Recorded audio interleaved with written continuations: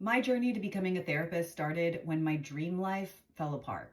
6 years ago, I manifested my dream job, but I could have never imagined that losing it was the best thing that could have happened to me. Back in 2020, when the world was shutting down, I got hired to do what I've been doing for free in my living room for one of the biggest media conglomerates in the world. Same concept, same set of skills, except I was getting paid six figures and living in a waterfront condo in Miami.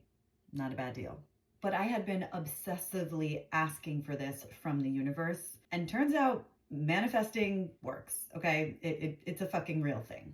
Basically, everything I had spent years working towards as a creator and an artist was finally paying off. And if you've ever side hustled your way through navigating a career as an artist in a city like LA or New York, you probably understand just what a big deal that can feel like. But then a few years later, my show got canceled, my 10-year relationship with my fiance unraveled, and the life I'd spent years building suddenly collapsed all at the same time. What surprised me wasn't how painful that was. What surprised me was just how lost I felt without any of it. I thought I was grieving a relationship. I thought I was grieving a job. In reality, I was grieving a whole identity. I'd been using my work, my relationship, my accomplishments to answer the question, who am I?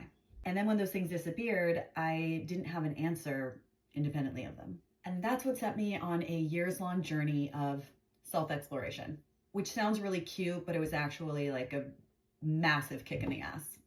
I hired a therapist. I hired a relationship coach. I read books, I listened to podcasts, I watched YouTube videos, I studied my Enneagram, I spent hours on the phone with friends, I had long chats with family members, and I got distracted by unhealthy relationships, unhealthy behaviors, anything that would keep me from feeling the excruciating pain of sitting with uncertainty and self-doubt. I prayed, and at my lowest point, I questioned if life was even worth living. I was basically looking for answers everywhere as to why I felt so untethered and how I could escape from the loneliness of that. Even as someone who has always considered myself heart-centered, I had spent much of my life building a sense of self from external achievements, status, relationships. I thought that if I could just get these things back, then I'd finally feel okay, that I'd finally feel safe and at peace. I was wrong, because none of that stuff matters if you don't have a real connection with yourself.